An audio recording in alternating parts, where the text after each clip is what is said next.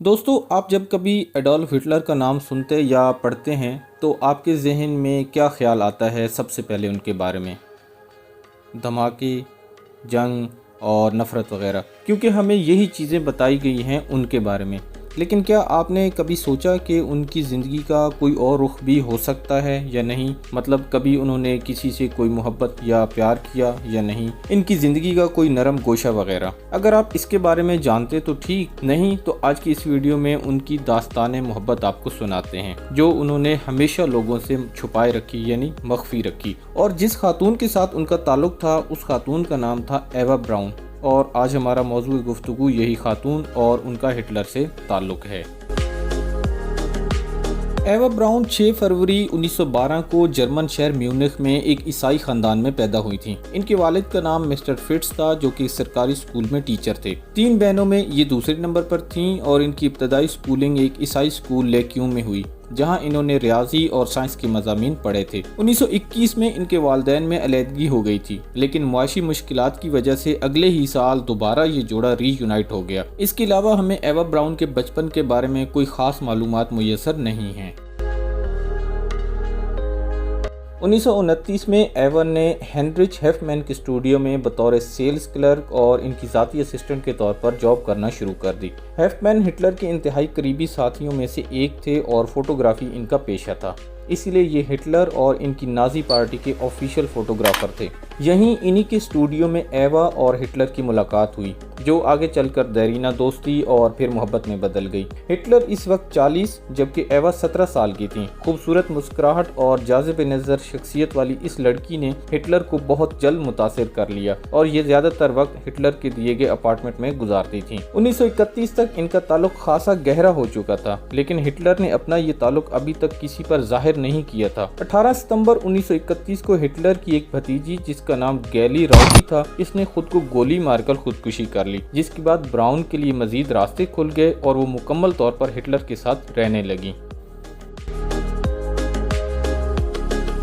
Hitler کی زندگی میں داخل ہونے کے بعد ایوا کو وہ تمام چیزیں مل گئیں جس کی خواہش کوئی بھی متوسط یا مڈل کلاس انسان کر سکتا ہے۔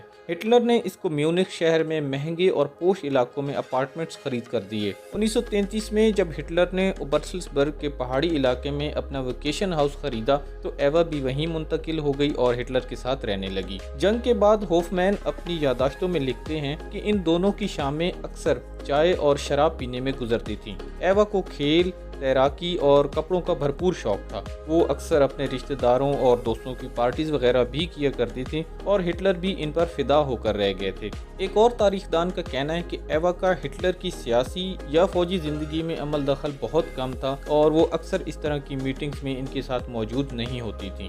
ہٹلر کو اس کی بہت فکر بھی رہتی تھی، اور انہوں نے نصیحت کی کہ اگر وہ جنگ میں مارے جائیں تو ایوا کو سالانہ 12,000 ریچ مارک بطور پینشن دیے جائیں، جو اس وقت جرمنی کی کرنسی تھی۔ بدلے میں ایوا نے بھی اپنے عمل سے ثابت کیا کہ وہ ہٹلر سے واقعی ہی محبت کرتی تھی۔ جنگ کے آخری دنوں میں جب جرمنی شکست کے دہانے پر تھا تو اس کو کہا گیا کہ وہ کہیں چلی جائے یا چھپ جائے، تو اس کا جواب بڑا حیران کن تھا۔ اس نے کہا، تم کیا سمجھتے ہو میں اس کو اکیلا مرنے دوں گی؟ نہیں، میں زندگی کے آخری لمحے تک اس کے ساتھ رہوں گی۔ اپریل 1945 تک ریڈ آرمی یعنی روسی فوج برلن تک پہنچ چکی تھی۔ ہٹلر کو اپنی شکست نظر آ چکی تھی، اس لیے وہ تمام مصروفیات چھوڑ کر برلن میں اپنی فوجی بنکر میں رہنے لگا تھا۔ اس کی مرضی کے خلاف ایوا بھی وہاں پہنچ گئی۔ 28 اور 29 اپریل 1945 کی درمیانی رات انہوں نے بنکر کے اندر ہی ایک سادہ سی تقریب میں شادی کی۔ اگلی صبح ان دونوں نے شاندار ناشتہ کیا، دوپہر تک اپنے دوستوں سے گپ شپ کی اور پھر بنکر کے اندر چلے گئے۔ سپہر 3:30 پر سب لوگوں نے بنکر کے اندر سے گولی چلنے کی آواز سنی۔ چند منٹ کے انتظار کے بعد جب لوگ اندر گئے تو ایک عجیب منظر ان کا منتظر تھا۔ ایک طاقتور شخص، ایک فاتح، ایک جرنیل جس نے کئی سالوں تک یورپ کے در و دیوار کو ہلا کر رکھ دیا تھا، وہ اپنے ہی ہاتھوں اپنے ہی پستول سے خود کو گولی مار چکا تھا، اور اپنی محبوبہ کے پہلو میں اس کی بے سود لاش پڑی تھی۔ اس کا نام تھا ایڈولف ہٹلر، جبکہ اس کی محبوبہ ایوا براؤن نے زہر کی گولیاں کھا کر اپنی زندگی کا خاتمہ کر لیا تھا۔